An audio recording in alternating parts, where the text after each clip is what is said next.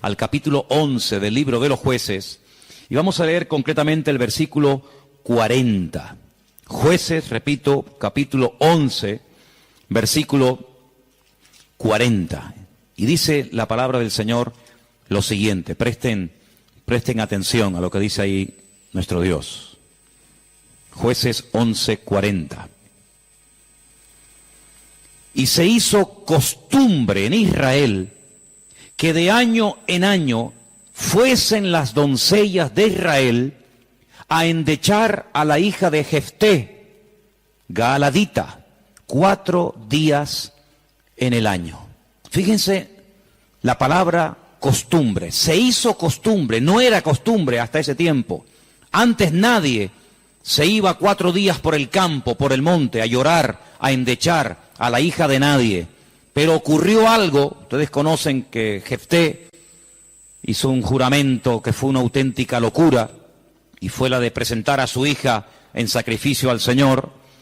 Y entonces dice la palabra de Dios que a partir de ese día se convirtió en una costumbre en Israel que las jóvenes, que las chicas se fueran por los campos llorando, endechando, lamentándose de lo que le había ocurrido a la hija de Jefté. ¿Era un mandamiento bíblico?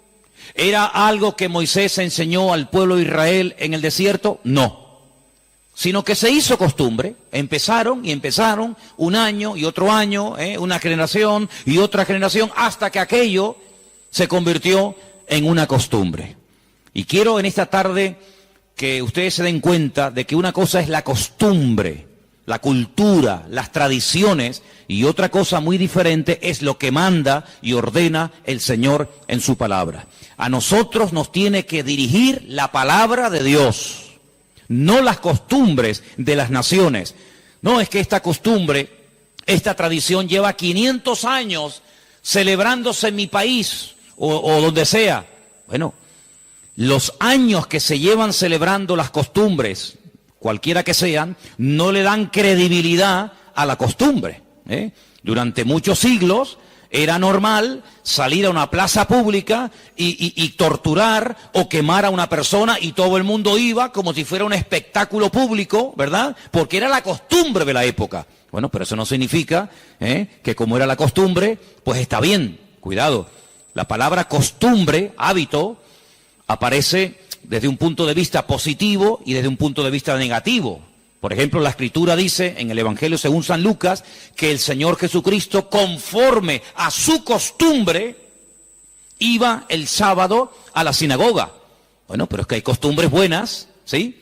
Y hay costumbres malas. En este caso era una costumbre que no tiene nada que ver con la palabra, pero como ya la gente lo hacía, pues el otro lo hacía y el otro lo hacía, y yo creo que ya después de años ni la gente sabía realmente el origen de esa costumbre, pero ya como que formaba parte de la cultura de la época. Quédense con ese detalle.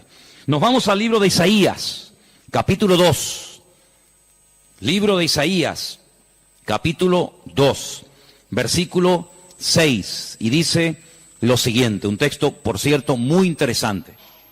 Isaías 2, versículo 6.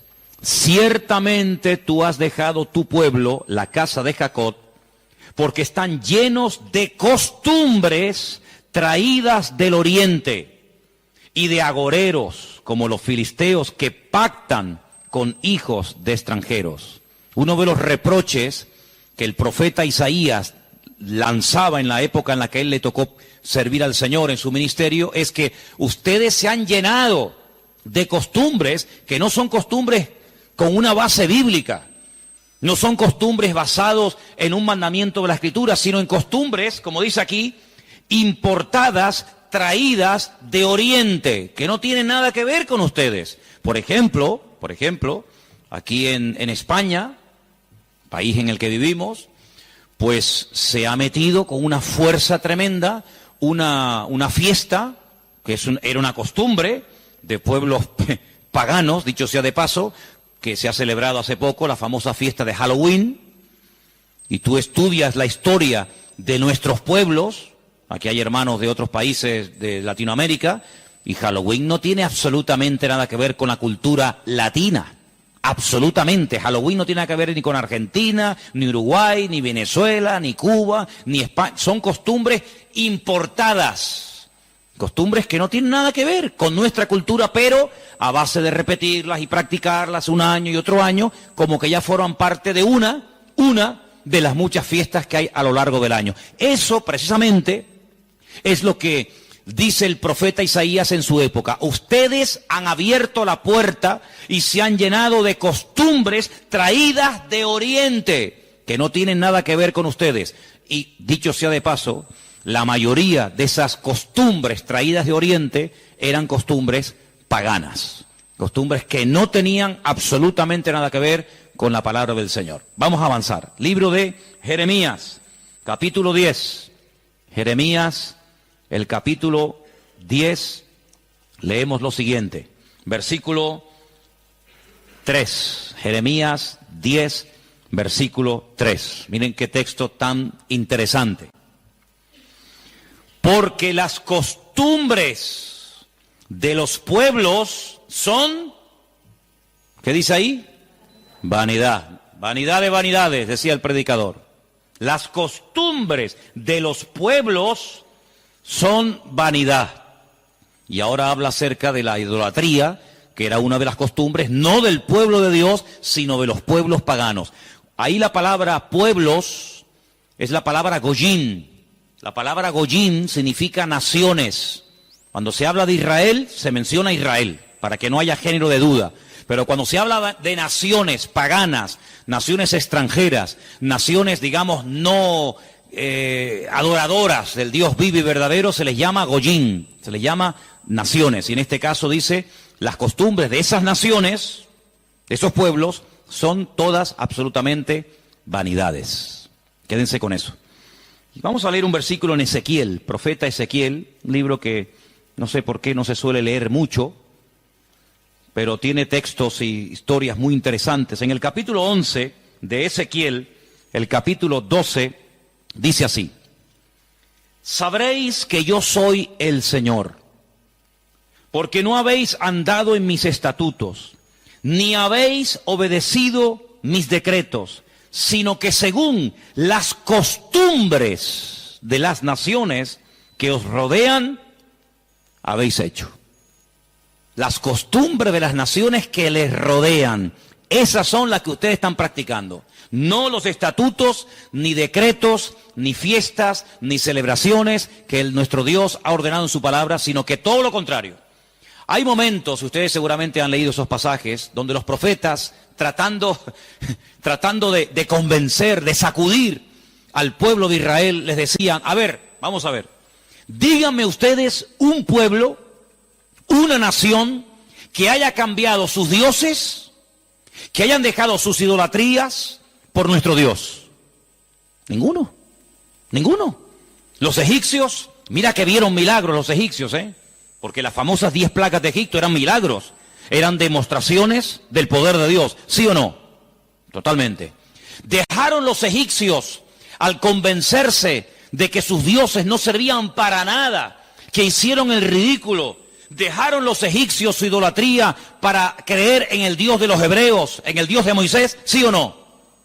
Para nada. Es más, cuando salen de Egipto, ¿qué hace el faraón? Vamos a perseguirlos, vamos a atraparlos y llevarlos otra vez a Egipto para que sean nuestra mano de obra. No se convirtieron, no se arrepintieron. Y mira que vieron la gloria de Dios, un río lleno de sangre. Bueno, eso es algo tremendo. Cruzaban la calle y allí la gente tenía luz y alegría y vida. Y a este lado, muerte, los animales se morían llenos de úlceras, llenos de llagas, miseria, pobreza, muerte. Oiga, aquí hay una diferencia. Esta gente pinta con sangre de cordero las puertas de la casa y no se muere nadie. Y nosotros, los poderosos egipcios, incluido el faraón, se mueren todos los primogénitos. ¿Te parece poca diferencia? Y así podríamos hablar de otras, ¿verdad? Se convirtieron, dejaron su idolatría por el Dios de Abraham, de Isaac y de Jacob. No. Daniel, en Babilonia, ¿cuántas veces vieron la gloria de Dios a aquella gente? Vieron a Daniel sobrevivir toda una noche y no ser atacado por los leones cuando lo metieron en el foso. ¿Se acuerdan, sí o no? Vieron a aquellos 3 jóvenes que les habían cambiado el nombre, que no se quemaron dentro del horno de fuego. ¿Cambiaron? ¿Recapacitaron? Ninguno. Dice, ¿cómo es posible que ustedes habéis podido comprobar que ninguna nación ha dejado sus dioses, su paganismo, para creer en nuestro Dios, y sin embargo ustedes sí lo han hecho? Dejaron al Dios vivo y verdadero para adorar a Moloch, a Milcón, a Astaroth, a Asera, a Baal. ¿Cómo puede ser eso? Pues eso fue lo que pasó. Ellos cambiaron al Dios verdadero por aquellos dioses, y dice el profeta Ezequiel en este pasaje, todo eso que habéis hecho son las costumbres de las naciones que les rodean, pero ustedes, en vez de influenciarles a ellos, que ellos se conviertan a ustedes, ha pasado todo lo contrario. Ustedes se han terminado convirtiendo a ellos.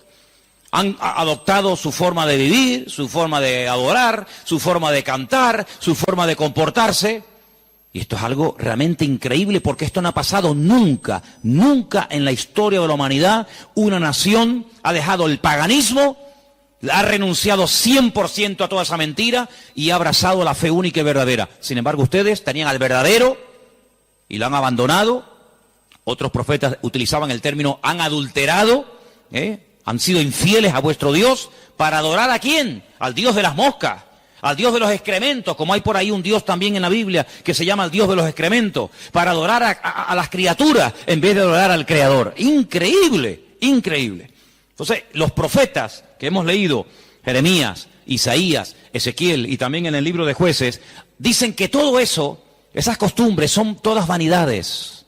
Y entonces nosotros como creyentes, que hemos, como dice la Biblia, pasado de muerte a vida, cuando nos convertimos al Señor, cuando salimos de donde hemos salido cada uno, pues tenemos con el paso del tiempo que no solamente decirle al Señor, Dios mío, gracias por haberme salvado, gracias por haberme perdonado los pecados, sino que quiero también pedirte, quiero que me ilumines, porque a lo mejor de mi antigua vida, cuando yo no te conocía, cuando andaba en la ignorancia, cuando estaba en la idolatría, en las costumbres que practiqué yo y mi familia durante toda la vida, Señor, quiero que tú me ilumines, por si acaso todavía puede ser que en mi vida, en mi familia, en mi forma de hablar, de pensar, de vestirme, etcétera, etcétera, todavía quedar algo que no está bien, pero que como lo hace todo el mundo, pues no parece que sea tan malo.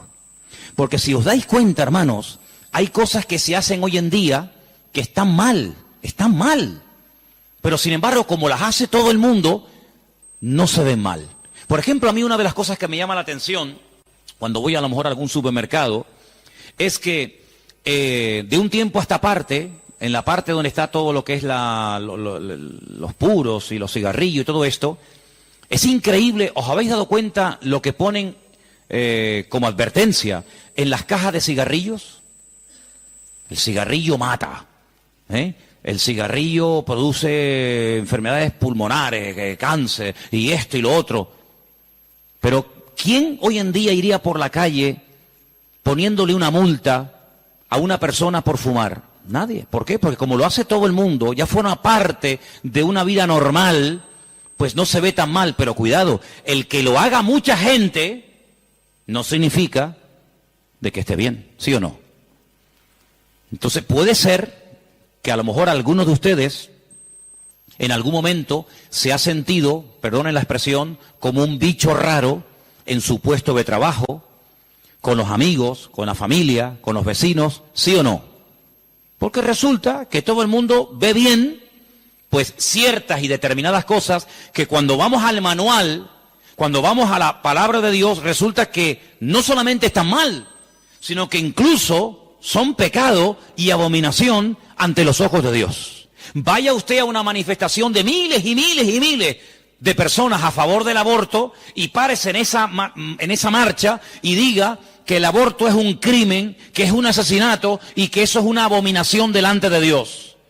¿Lo matan? ¿Sí o no? ¿Lo matan? Párese usted en una manifestación donde están llevando a una virgen, a un patrón, a un santo y diga, ¿pero qué estáis haciendo?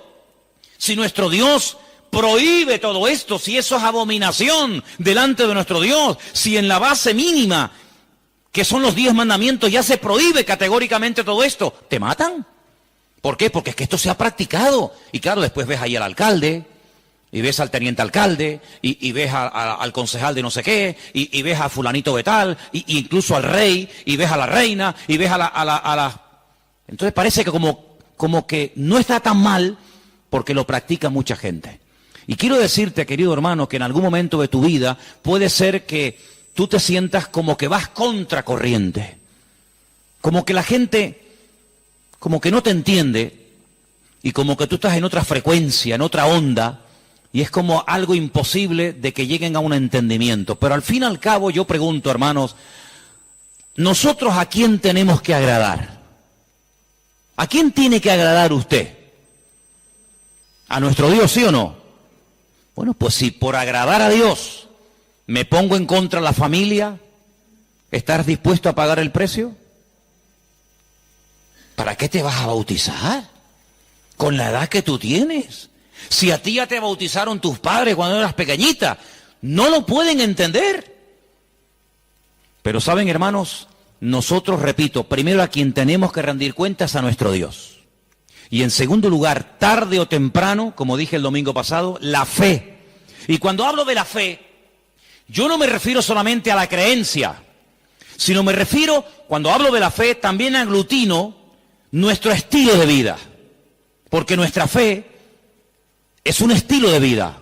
Somos diferentes, ¿sí o no? Somos diferentes. Somos diferentes a la hora de hablar, a la hora de pensar, a la hora de reaccionar ante una situación. Somos diferentes, lo queramos reconocer o no, somos gente diferente. Eso incluye también el concepto fe.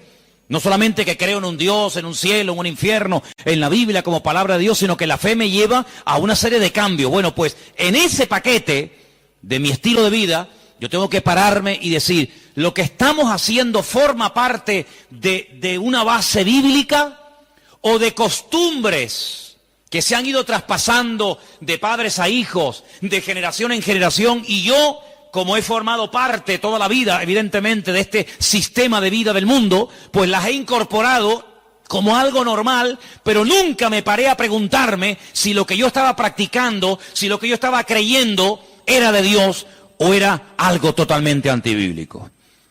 ¿Quién te convenció a ti? ¿Cuándo te diste cuenta de que adorar imágenes no era de Dios? Algunos de ustedes lo hicieron toda la vida. Pero llegó un momento en el que dijiste, esto no es de Dios, ¿sí o no? El que fue ladrón, el que fue drogadicto, el que practicó la prostitución o cualquier otro pecado. Hay un momento en la vida en el que a la luz de la Escritura, oyendo los mensajes, las predicaciones, leyendo la Biblia, el Espíritu, ¡pam!, te golpeó, ¿sí o no? Te tocó y dijiste, que va, yo no puedo seguir por este camino. Y cuanto más profundices en la Biblia, cuanto más profundices en la palabra, te das cuenta de que uno tiene que cambiar en todo, en todo. Forma de hablar, a veces, ¿por qué no decirlo?, hasta en la forma de vestir, ¿sí o no?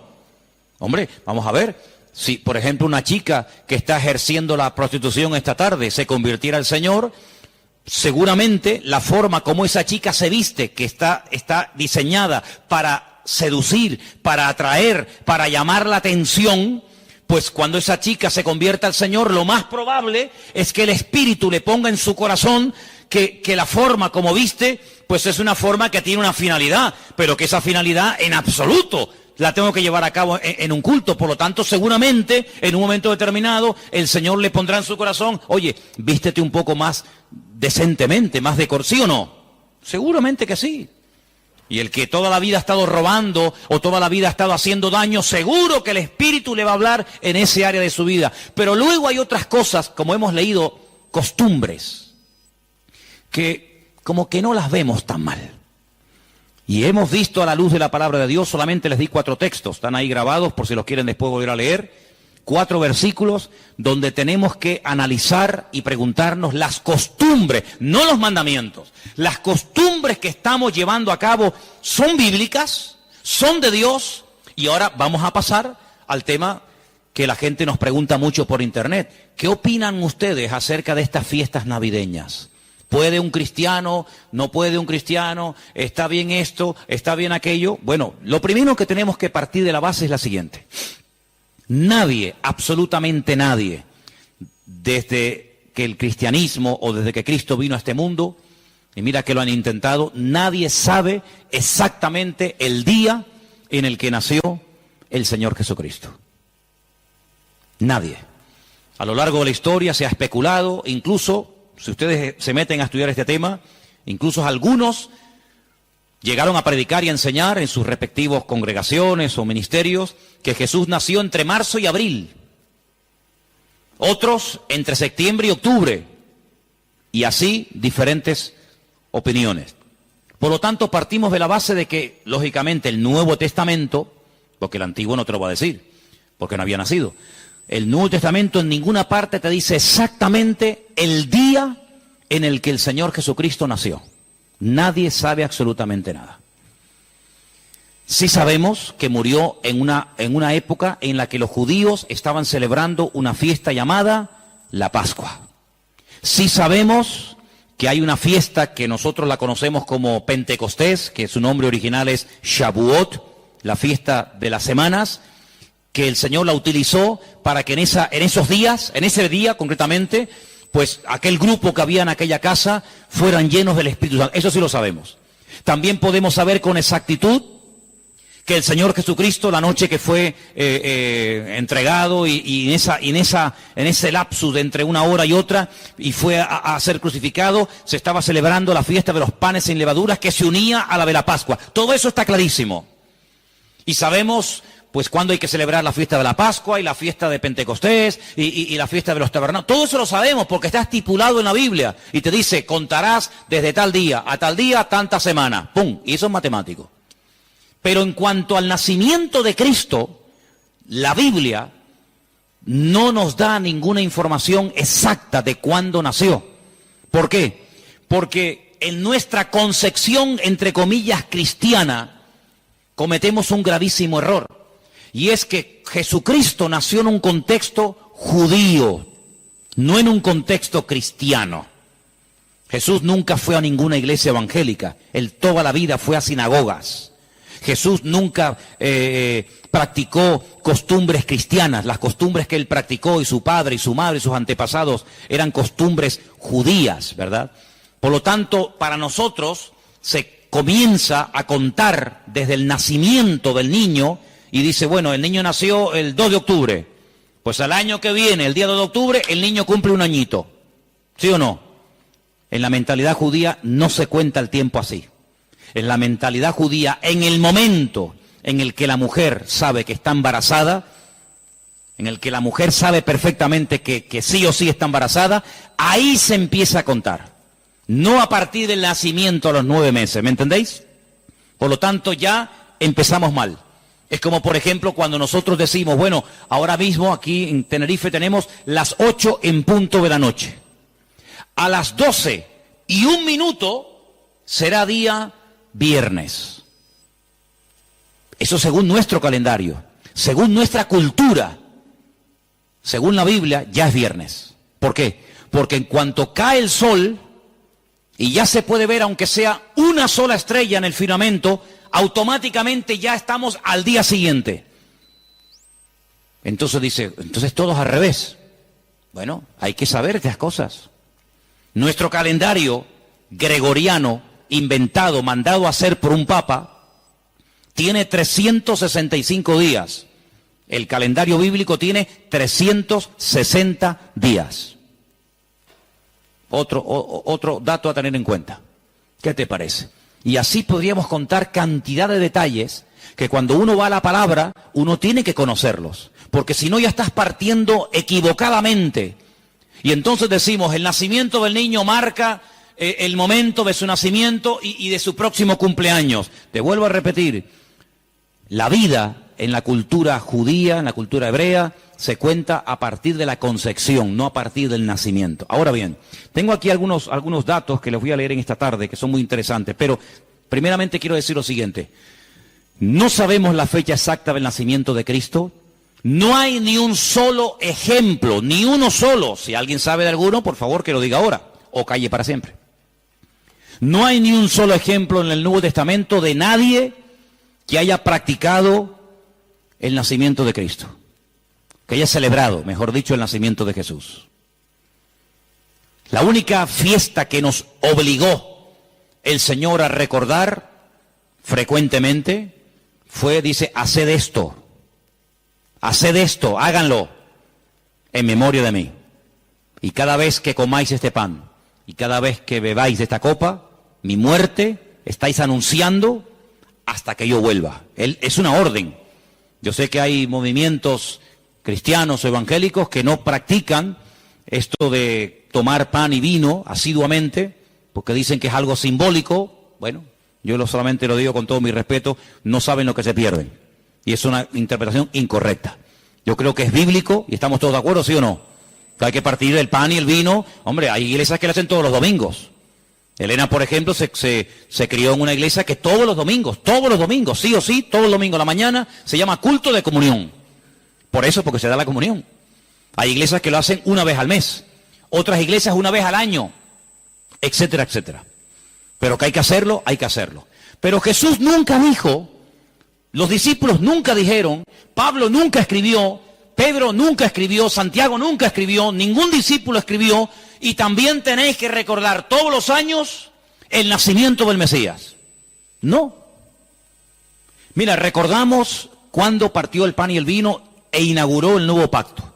Recordamos su muerte, claro. Recordamos su resurrección. Recordamos la venida del Espíritu Santo en el día de Pentecostés. Recordamos un montón de cosas, pero bíblicamente no te puedo demostrar, no lo puedo hacer. Te estaría mintiendo. No te puedo demostrar bíblicamente que los primeros cristianos celebraban el nacimiento de Cristo. No lo hacían. Ni siquiera es un mandamiento de la Biblia el celebrar dicha fiesta. Entonces te estoy dando información para que lo sepas. La fecha exacta del nacimiento de Cristo no se encuentra registrada en el Nuevo Testamento. Ahora, el famoso día 25 de diciembre ha sido un día que en el mundo pagano, en el mundo greco-romano, ustedes saben que estaban los babilónicos, luego vinieron los medos persas, a continuación los griegos y después los romanos. El Antiguo Testamento, lo que llamamos vulgarmente Antiguo Testamento, termina con el imperio medo-persa. Pero cuando empezamos a leer el Nuevo Testamento, nos encontramos a los romanos. Y tú dices, ¿pero y los griegos? ¿Ves? La Biblia no te da información sobre los griegos. Pero entre el Antiguo y el Nuevo Testamento, que hay 400 años de silencio, ¿sabían eso, no? Nuestro Antiguo Testamento, ¿cuál es el último libro del Antiguo Testamento según nuestra Biblia? Malaquías.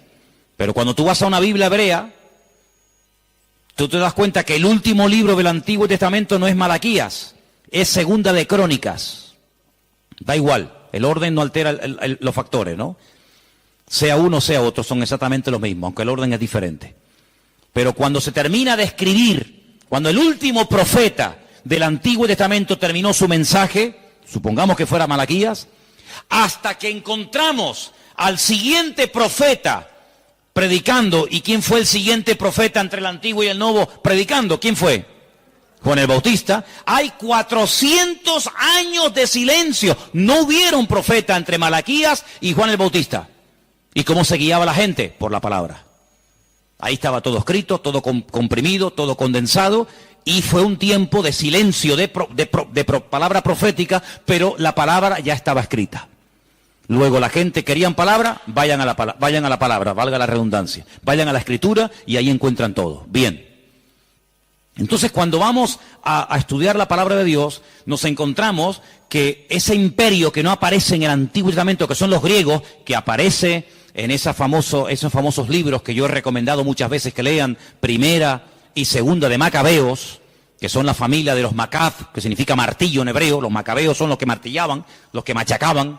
Y en estos días en Israel se está celebrando una fiesta que no tiene una base, vamos a decir, bíblica, sino es un mandamiento bíblico el cumplirla, vaya, pero que es una fiesta que en estos días ya se está celebrando, y les voy a demostrar que Cristo la celebraba, aunque no era mandamiento, Él la celebraba, y es una fiesta que se llama la fiesta de Hanukkah.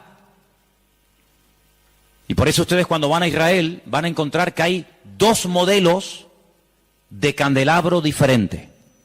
Está el famoso menorá, que tiene 7 brazos, y después se encuentran la Hanukkía. Menorá es el de 7, Hanukkía es el de 9. Y tú dices, ¿qué diferencia hay entre uno de 7 y uno de 9. Bueno, te lo voy a decir. El candelabro de 7, la menorá, era el que se utilizaba primeramente en el tabernáculo y después en el templo, pues para iluminar. No había luz eléctrica, no había un interruptor y se encendía la luz, sino que se ponía aceite, ¿verdad? Se iluminaba para que el sacerdote pudiera moverse y pudiera ministrar en el templo, ¿verdad? Ya dimos en su día una explicación de que el primer versículo, quédense con este dato, el primer versículo de los primeros 5 libros de la Biblia, Génesis 1.1, Éxodo 1.1, Números 1.1, Levítico 1.1 y Deuteronomio 1.1, nos explican todo lo que tiene el menorá. ¿Cuántas palabras tiene en hebreo el primer versículo de Génesis? 7 brazos.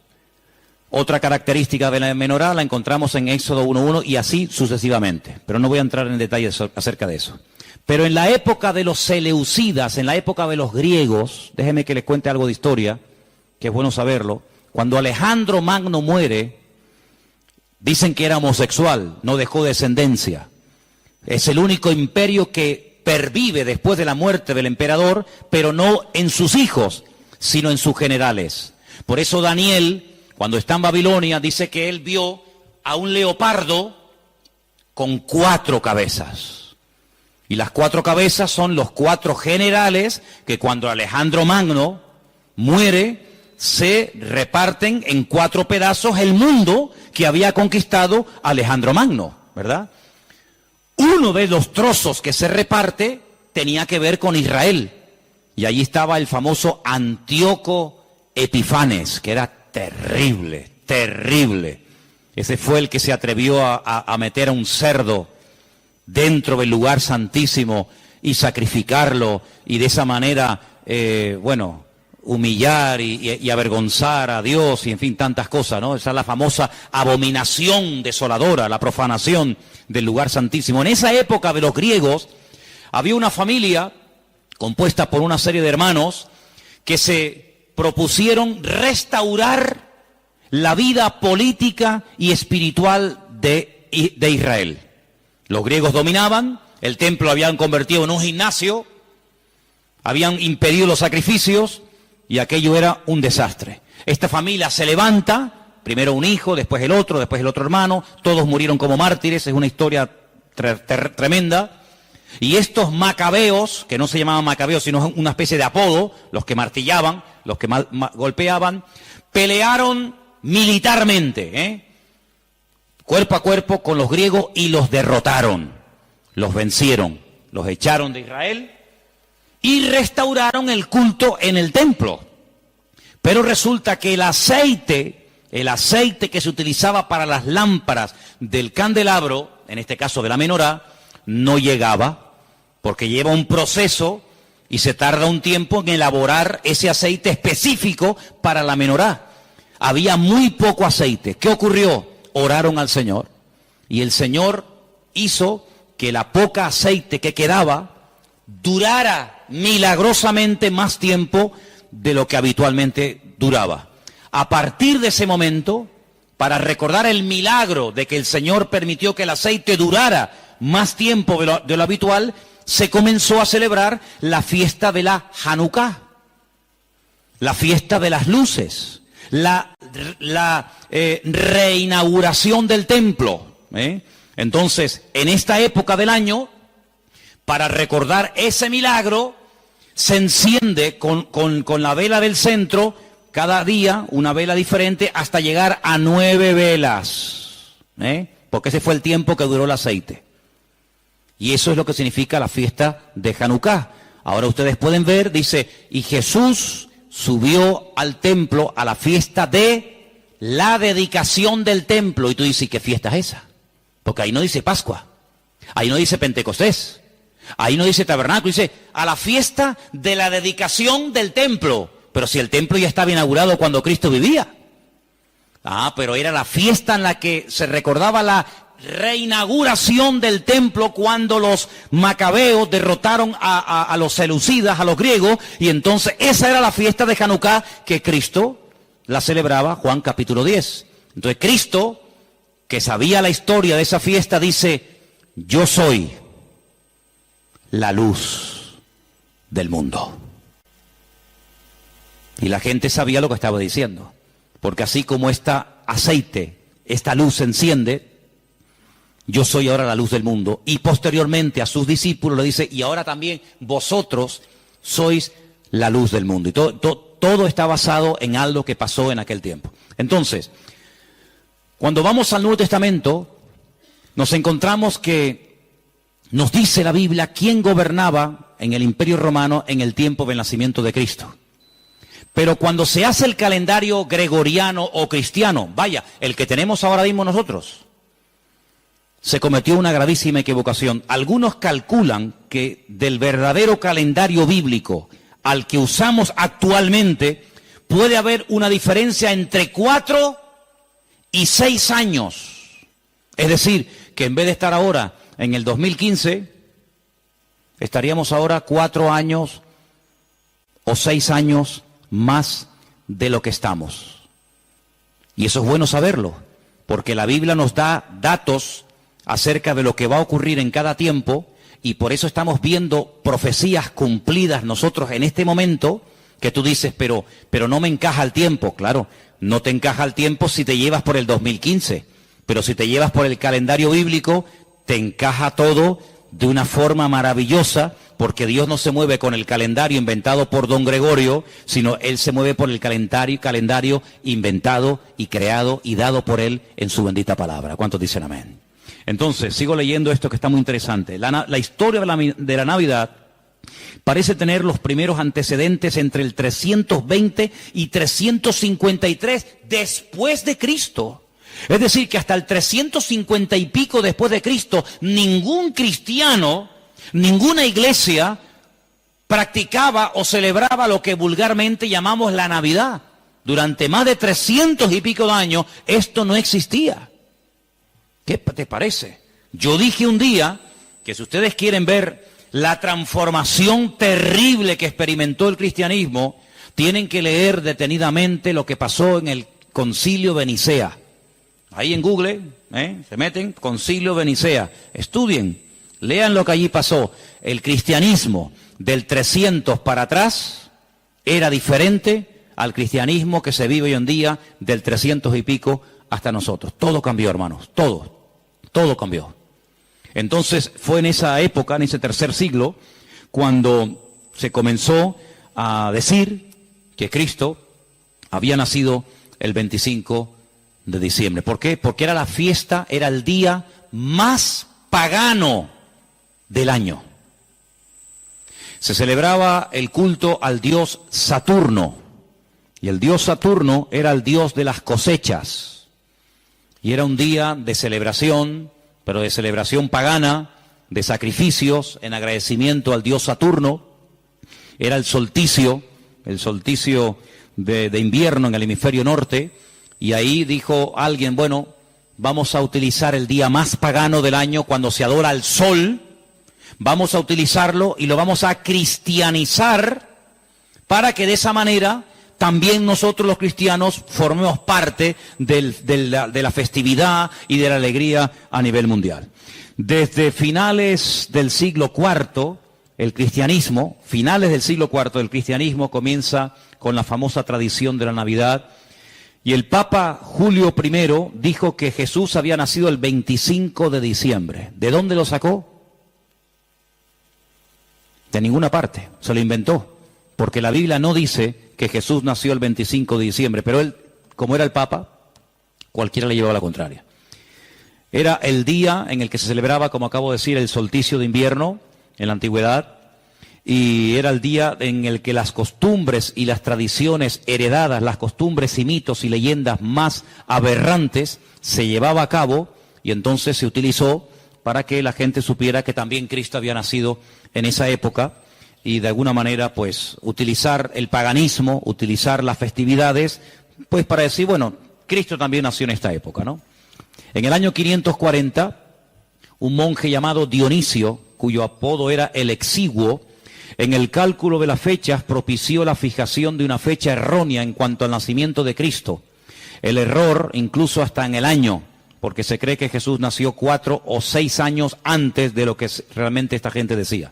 El tema de las fechas, ya hemos dicho, es algo muy controvertido, pero al final se llegó a la conclusión de que Cristo había nacido en esa época y los cristianos comenzaron a practicarlo como parte de la cultura o de la tradición.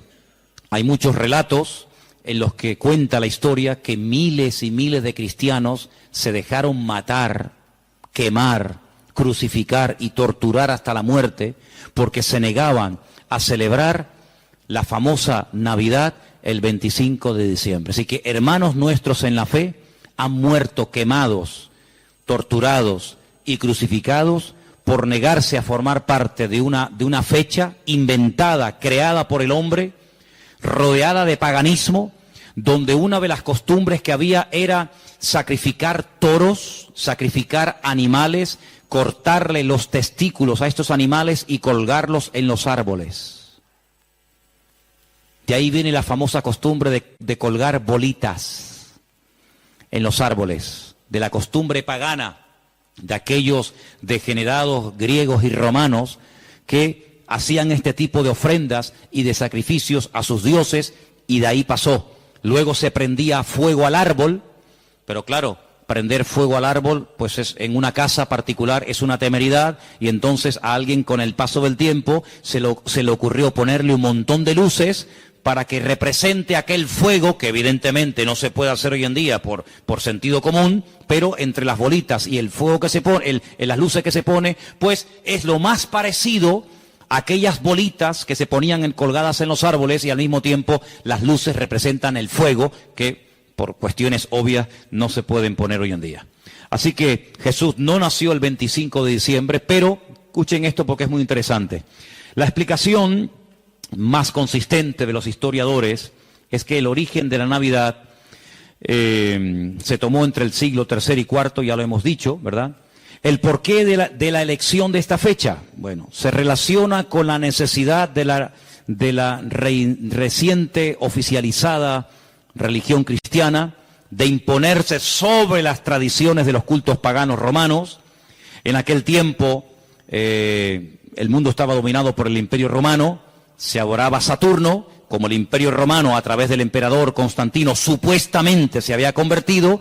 Dejemos de celebrar en el 25 de diciembre la fiesta a Saturno, pero claro, ahora está todo el mundo acostumbrado a practicar el 25 de diciembre a Saturno, ¿y ahora qué hacemos? Ahora somos cristianos. Bueno, pues sigamos celebrándole igual, pero a Saturno, ya no podemos, somos cristianos. Bueno, a Saturno no, a Cristo. El mismo perro, pero con distinto collar.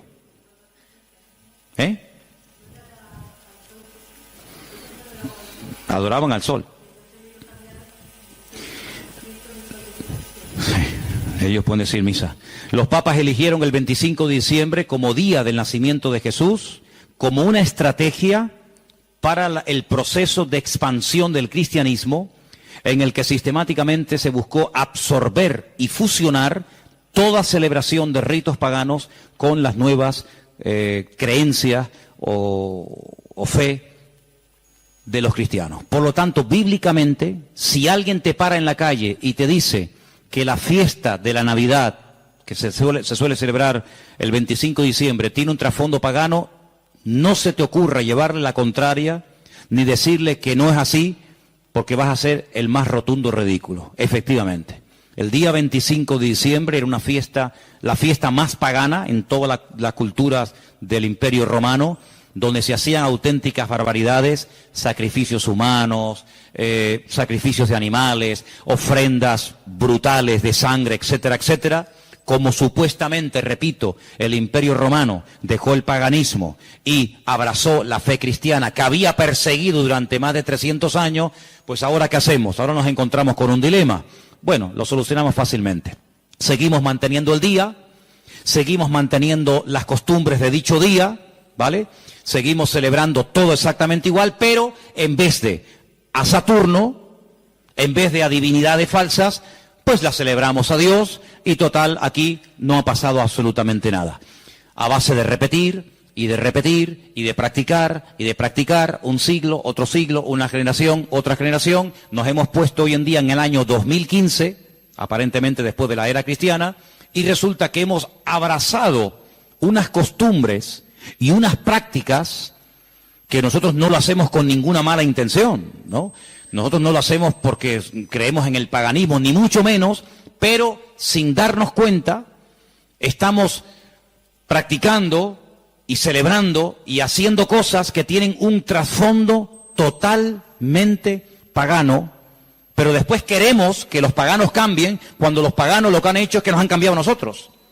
Y se han metido en nuestras casas, y se han metido en nuestras costumbres, y se han metido en nuestro vocabulario, y hemos visto, no de ahora, de hace ya muchos años, que en estos días, que teóricamente, vamos a decir, ha nacido el Señor, que no es así, ya lo hemos demostrado, pero que teóricamente teníamos que celebrar su nacimiento, resulta que se ha convertido en una fiesta, ¿de qué? De despilfarro, de derroche, de negocio, donde después se habla de la famosa cuesta de enero, porque la gente empezó a regalar y a comprar y a regalar y a comprar, a regalar y a comprar cosas que después en enero se arrepienten o no usan o quieren cambiar, y después resulta que ya el año, en vez de empezarlo libre de deudas, ya lo empiezan con más deudas, aparte de las que ya tenían del año anterior.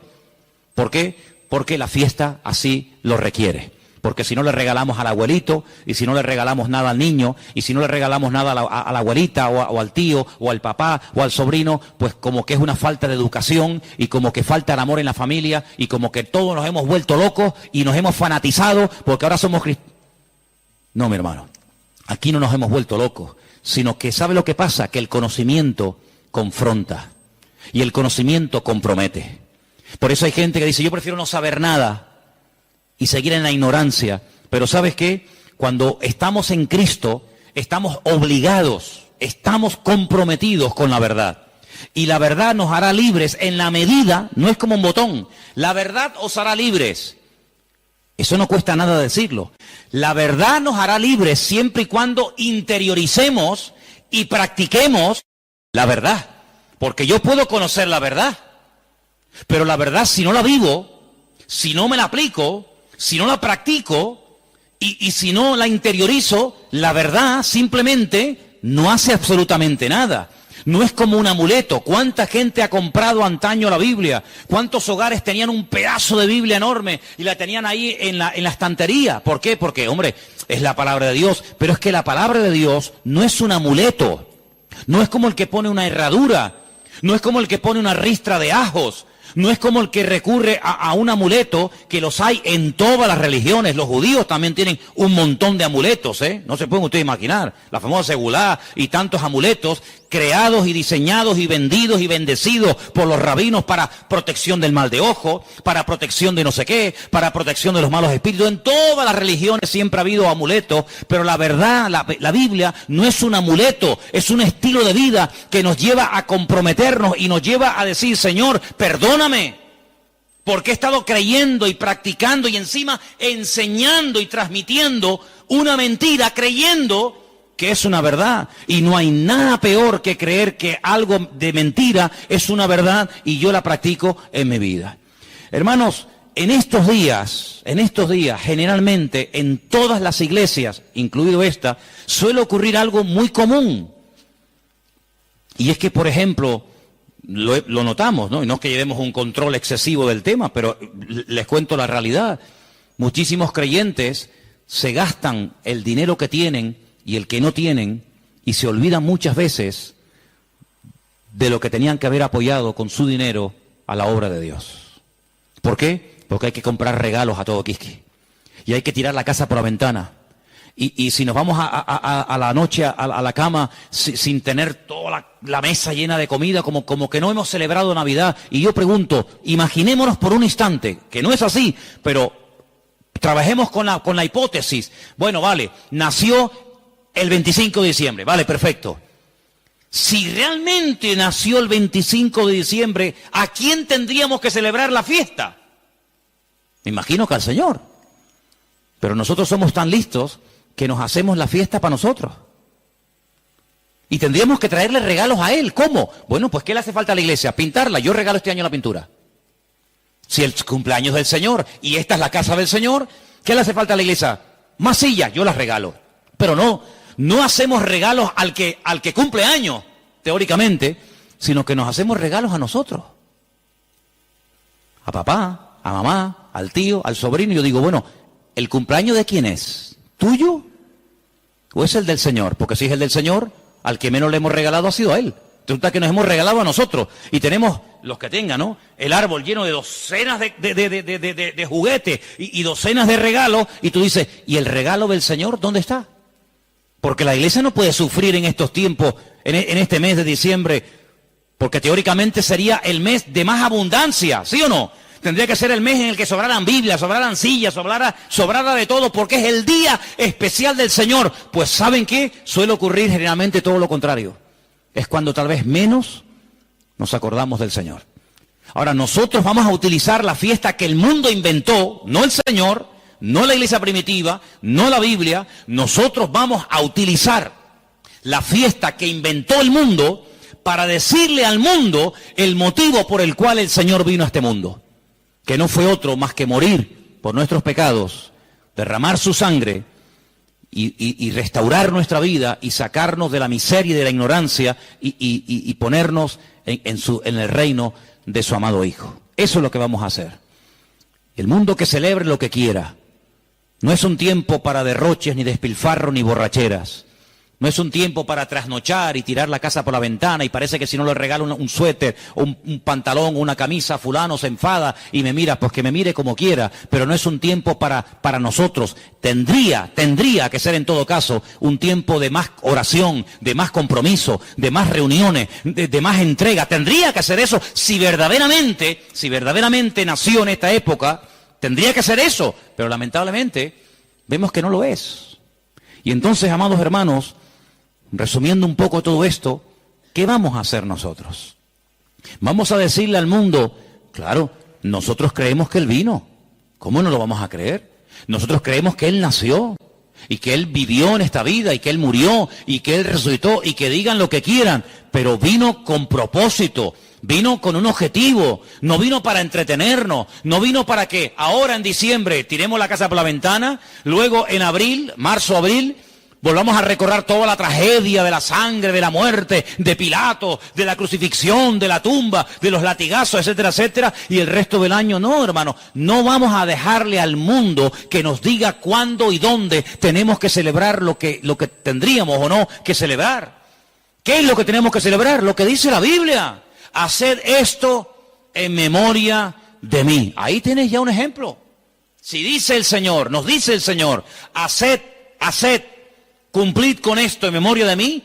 Bueno, ahí tenemos una obligación, pero en ninguna parte mi Señor, nuestro Señor, ni a ti ni a mí, nos dice, y una vez al año recuerden que el 25 de diciembre yo nací.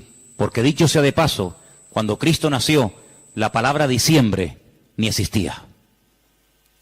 Porque ni ese mes existía cuando el Señor Jesucristo nació, sino que estamos hablando de términos y de palabras creadas, diseñadas e inventadas por los hombres. Y quiero que este año sea diferente. Debe ser diferente este año en nuestras casas. Lo dije hace mucho tiempo, cuando pongamos la mesa y nos juntemos los hermanos, los amigos, los familiares, etcétera, pongan en la mesa un cubierto como si Él estuviera sentado en la mesa con nosotros. Para que cuando venga un inconverso te diga, oye, ¿y ahí no se va a sentar nadie? Sí, ahí está sentado esta noche el Señor con nosotros. ¿Y eso? Sí. Porque queremos que el Señor esté sentado en nuestra mesa. Porque si el Señor no está sentado en esta mesa, ¿qué rayo estamos celebrando nosotros aquí esta noche? ¿Qué estamos celebrando? ¿Un banquete? ¿Qué estamos celebrando? Si el Señor no está sentado en esta mesa, ¿qué hacemos aquí tú y yo? Es una cena normal y corriente como cualquier otra, pero queremos invitar al Señor a nuestra casa. Queremos que coma con nosotros, que viva con nosotros, que duerma con nosotros, que entre con nosotros, que salga con nosotros. Nuestra vida no gira en torno a fiestas, porque nuestra fiesta se llama Cristo. Y nuestra fiesta desde el 1 de enero hasta el 31 de diciembre. ¿Cuántos dicen amén? No tenemos que decir, ahora el nacimiento, ahora la muerte. Todos los días yo recuerdo que Cristo vino a este mundo a morir por mí. ¿Sí o no? Todos los días yo recuerdo que Él murió por mí en la cruz. Todos los días, no solamente el domingo de resurrección, allí en el Parque La Granja. Yo todos los días recuerdo que el Señor resucitó al tercer día.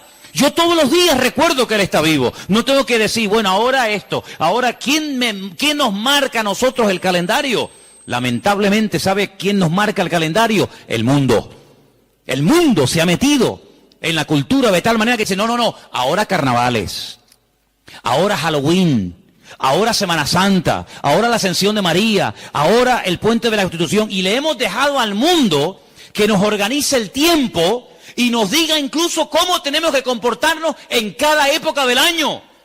Claro, nosotros gracias al Señor somos cristianos y muchas de esas cosas ya no las hacemos, pero el que es mundano, el que no es cristiano, dice, carnavales, ¿me tengo que disfrazar? ¿Me tengo que disfrazar? ¿Por qué? Porque el mundo dice que ahora es cuando yo me tengo que hacer de disfrazar y hacer el idiota durante una semana o 15 días. Pero luego no, ahora dice, no, ahora viene la Cuaresma.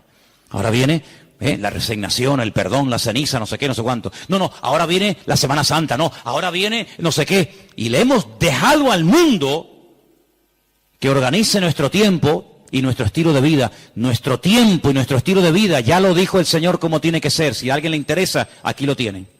Señor, ¿qué tengo que celebrar en marzo? Señor, ¿qué tengo que hacer en diciembre? ¿Qué tengo que hacer cada día de la semana? Aquí está el manual. No le dejemos al mundo que nos organice, porque mira, yo me acuerdo que hace años, y termino, en España no se celebraba Halloween. ¿Cuánto tiempo lleva esta fiesta entre nosotros más o menos? ¿Alguien más o menos sabe? 8 años. Bueno, 8 años. Y nosotros ya tenemos una edad. Luego, durante muchos años de nuestra vida, esta fiesta en España no se celebraba. Íbamos a un centro comercial en esta época de noviembre, creo que se celebra esta fiesta terrible, y no había ninguna calabaza, no había ninguna cosa de terror. ¿Por qué? Porque esta fiesta no se había introducido. Pero mira cómo la metieron. Mira cómo la metieron, amigos. Y el otro día, el Black Friday. Ya nos metieron otra. Y en enero, ahora y el mundo tiene, hermano, lo tiene tan claro, el diablo tiene tan claro los objetivos que dice, mira, a la gente le gusta varias cosas. Comer bien, vestir bien, vivir bien y divertirse. Perfecto. Como no quieren ser guiados por el camino de la palabra, como no quieren ser guiados por el camino de Cristo, sino quieren seguir por el camino del relajo, por el camino de despilfarro, pues yo le voy a dar. Y el diablo le da a la gente lo que quiere. ¿Quieres carnaval? Toma carnaval. Y tú dices, ¿cómo puede ser que un país que ha estado años en crisis llegue la fiesta del carnaval y no haya pagas para gente que no tiene nada y que están en el paro y que no tienen los pobrecitos nada? Y resulta que ayuntamientos den subvenciones de miles y de miles de euros a personas para que tiren la casa por la ventana durante una semana o durante un mes. ¿Cómo es posible? Es que el pueblo quiere eso. El pueblo quiere eso. En el pueblo de Tordesillas, en la provincia de Valladolid, la tradición del toro de la Vega. ¿Quién no ha oído esa barbaridad? Cogen un toro bravo, lo sueltan al campo y miles y miles y miles y miles de personas lo rodean, lo pinchan, lo clavan, lo torturan. Cuando ya el animal está reventado que no puede más, llega uno, rácate, le clava una lanza, lo montan en un caballo, lo llevan al pueblo, es el héroe, porque este año ha matado el toro de la Vega. Cuando van allí la gente a protestar en contra de esta fiesta, cuando han ido ecologistas o personas que dicen, oye, pero ¿cómo puede ser esto? Los han sacado del pueblo a patadas, los han apedreado, y cuando los periodistas pueden acercarse a uno de aquellos fanáticos, ¿saben lo que les dice? Nunca dejaremos de celebrar esta fiesta a nuestro pueblo, porque esta es una tradición que hemos tenido en nuestra tierra de toda la vida. Y es como si la tradición impera por encima de la razón. Primero la tradición, luego la razón. Primero la tradición y luego todo lo demás. Pero vamos a ver, pero como creyentes vamos a entrar en ese juego. Hermanos, muchos de ustedes cuando entraban al agua y se iban a bañar no se persignaban. O cuando pasaban por una cruz no se persignaban. O cuando pasaba un coche fúnebre no se persignaban. ¿Lo siguen haciendo? ¿A que no? Pero si lo hicimos toda la vida. Pero ya no. Ya no. Porque hemos entendido de que hemos pasado de muerte a vida. Pero sigamos pasando de muerte a vida. No nos quedemos en mitad de camino. No digamos, ya no adoro a esto, ya no adoro a aquello, ya no adoro a esto, ya no hago tal. Pero alguna cosita me queda. Me queda esto y bueno, total son unos días. Hermanos, sigamos avanzando. Ese fue el gran error de Israel. Entró, conquistó cuatro cachitos de tierra. No, toda la tierra tenés que conquistar, ¿no? Jericó, un poquito por aquí, un poquito por allá. Sí, pero escucha, es que allí viven los filisteos. Ah, bueno, no importa. Y allí viven los amorreos, y allí viven los no sé qué. Total, tenemos ya 4 casitas, nuestras vaquitas, nuestras ovejas, nuestras gallinitas. No, hijo, tienes que conquistar toda la tierra, porque si no los conquistas, ellos mañana se vuelven contra ti y te van a conquistar. Y en la vida cristiana no es conquistar el tabaco, la droga, la prostitución, la mentira, no sé, el soborno, no sé qué, no sé cuánto. Bueno, ya estos días ya están vencidos. Gloria a Dios. Pero ven para acá. ¿Y esto? ¿Y esto? ¿Horóscopo? ¿Cómo? ¿Sí, horóscopo? Ay, amigo. No, pero es que ya no fumo, ¿no? Que no estoy hablando de eso. Eso ya está. Todavía tienes un poquito de horóscopo. Un poquito ahí de no sé qué. ¿Esto cuándo lo vas a conquistar? Lo que has conquistado no es excusa para no seguir conquistando lo que te falta. Es más, si has conquistado y superado cosas tremendas, te tienes que agarrar a eso y decir, Señor, como tú me ayudaste a conquistar y a vencer esto, que para mí era algo grande, importante, agárrate a eso y sigue practicando cosas. Porque yo te voy a decir una cosa. Cuando el Señor llamó a Gedeón, ¿se acuerdan? Llamó a Gedeón y le dice, mira, ven para acá. Tu padre tiene un ídolo en la casa y lo adora. Levántate y rómpeselo. Y Gedeón dice, el ídolo de mi padre. Dice, sí, porque él no lo va a romper nunca. Entonces tú, que tienes las ideas más claras que él, ayúdalo, desata a tu padre. Porque si tú le dices a tu padre, papá, Dios me ha dicho que rompas el ídolo, tu padre nunca lo va a hacer. Pero tú sí lo tienes claro, ayuda a tu padre. Tú tienes más luz que él. Y entonces dice que lo hizo de noche. No se atrevió a hacerlo de día. ¿Saben la historia, no? Se levanta, despedaza el ídolo del padre y al día siguiente, ay mi madre, se monta la marimorera en la ciudad. ¿Quién rompió el ídolo del fulano de tal? El ídolo, el muñeco, la imagen del padre de Gedeón. Sale el padre de Gedeón, se entera y dice, bueno, si era tan poderoso, no fue capaz de defenderse. No sé quién habrá sido, pero vino alguien, lo rompió y no fue capaz de defenderse. Luego, no era tan Dios como yo creía que era.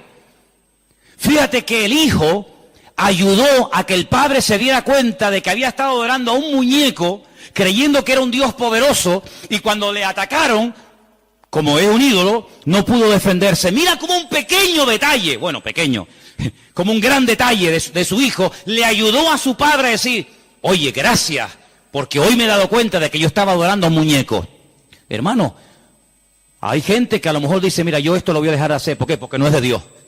Pero hay gente que no tendrá la fuerza. ¿Por qué? Porque la costumbre, la tradición, la familia, la sociedad, no sé qué. No te preocupes, yo le digo a la gente, mira, ¿usted le da miedo romper los muñecos que tiene? Ay, sí, porque me da cosita, tráigaselo, que yo se los rompo.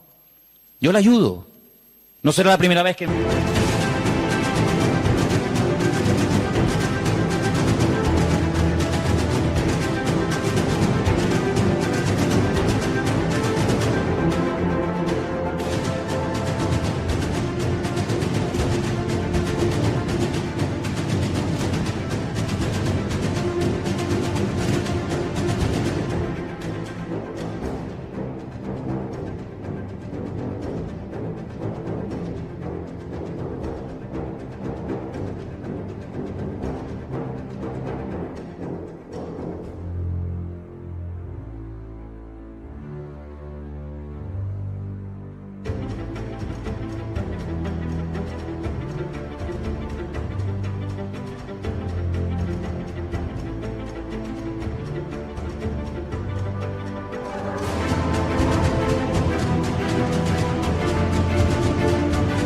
Voy a ese patio ahí y me lío a martillazos con Pedrito, con Juanito y no se defienden tú, los desmigajo todos, y no se defiende ninguno.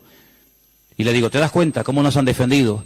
Entonces, hermano, hay cosas que tendrás que romper tú tendrás que romperlas y quitarlas de tu vida, pero hay momentos en los que Dios te pondrá en una casa, en una familia para decir, mira, déjame ayudarte, déjame demostrarte que esto no sirve para nada. Y ahí se van a dar cuenta, con ese acto de fe y de obediencia que tú has ejecutado, se van a dar cuenta de que verdaderamente estaban creyendo en una mentira. Yo les he dado de comer, les he dado información, hagan lo que les dé la gana, como dijo Josué, hagan lo que quieran, pero yo en mi casa serviremos al Señor. ¿Oramos? ¿Les parece? Venga, oramos. Cierre sus ojos y recuerde lo que ha oído esta noche, porque el conocimiento compromete y confronta, y sin confrontación no hay cambio. Por eso esta noche Dios te ha dado una información y te ha dicho, esto viene de esto, esto y esto. Tú sabrás lo que haces, pero te damos gracias porque tu palabra es luz, es una lumbrera, es una antorcha que alumbra en medio de las tinieblas, en medio de la oscuridad. Y en esta noche, Señor, en este día, queremos pedirte, Señor, que nos dé fuerzas para que podamos terminar todos y cada uno de tus hijos este año en una rotunda victoria, contundente, real y genuina. Oramos por todos los hermanos, por todas las personas que a lo largo de la tierra nos están viendo y siguiendo cada semana, culto tras culto. Desde aquí, desde Tenerife, bendecimos a esas miles y miles de personas que nos escriben, que nos ven, que nos oyen. Señor, queremos pedirte por ellos para que los bendigas y para que juntos podamos extender el reino de Dios, las verdades del Evangelio, las verdades que salvan, que transforman las vidas, que son las verdades de tu palabra. Libéranos de cualquier temor, rompe en nosotros toda atadura a la tradición, a la costumbre, rompe todas esas costumbres paganas que a veces hemos cultivado y hemos practicado durante años sin darnos cuenta lo que hemos estado haciendo, Señor. Que en nuestros hogares, en nuestras vidas, en nuestras congregaciones, Señor, haya libertad, haya verdad. Y gracias te damos porque tu verdad, tu palabra libera, y queremos ser libres de todo engaño, de toda ignorancia, de toda mentira. Y te damos gracias porque hasta aquí podemos decir, el Señor nos ha ayudado, hasta aquí el Señor nos ha bendecido. Y hoy no adoramos a nada ni a nadie más que al Señor nuestro Dios. Recibe toda la gloria, mi Señor. Recibe toda la honra, y que en esta noche salgamos de este lugar con las ideas claras, sabiendo lo que tengo y lo que no tengo que creer y practicar, porque tu palabra siempre habla.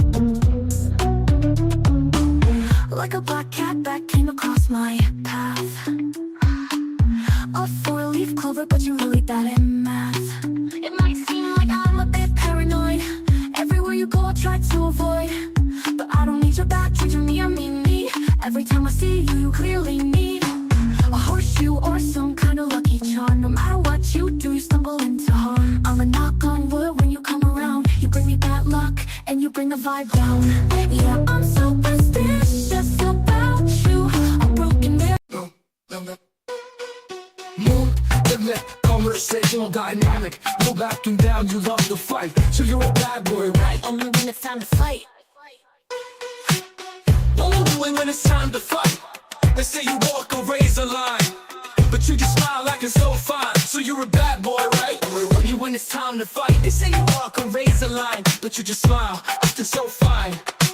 So you're a bad boy, right? Only when it's time to fight. So you're a bad boy, right? Only when it's time to fight. Living fast, chasing the light. So you're a bad boy, right? Only when it's time to fight. They say you walk a razor line, but you just smile, acting so fine. So you're a bad boy, right? Only when it's time to fight. They say you walk a razor line, but you just smile, acting so fine. So you're a bad boy, right? Only when it's time to fight. So you're a bad boy, right? Only when it's time